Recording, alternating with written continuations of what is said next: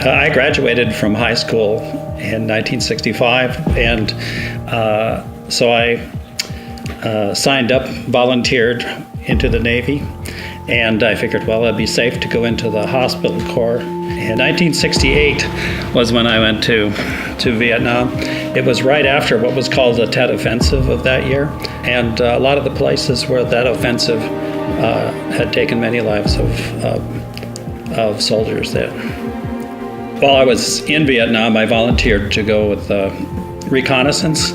We had to go in small teams, like 5 to 8 man teams, to observe what the enemy was doing and then report back. The statistics for surviving my time in Vietnam were said to be much better in reconnaissance than with the infantry generally. I was based in Quang Tri, that's just south of the demilitarized zone of North and South Vietnam. I was slated for a reactionary team for the first time, and I was sort of looking forward to it, as I would be able to help another team out of trouble. And so there's a mountaintop, and this particular one that we were to man for 1 month was called India Relay. And on that relay, we would have our artillery batteries fire for us about sundown, so that they could be sure their guns were well aimed and they were hitting the target where they were supposed to be hitting. And so we would have them fire north of us, then south of us, east of us, and then west of us. On one particular patrol, I was not able to get out at our slated time because the weather had come in and we were what we call socked in.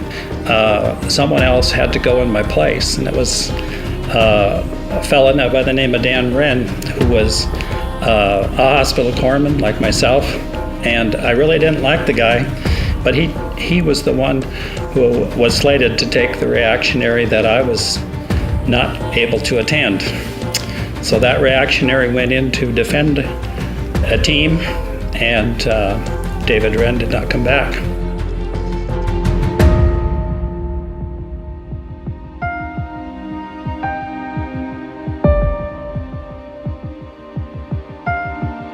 I was asked this about what I thought about Easter recently. This experience that I had, I felt brought home the reality of what it is to have someone die in your place. That's just a small snippet of what Jesus has done for us. He did it for all of mankind all at once. It was huge. He didn't have to do it.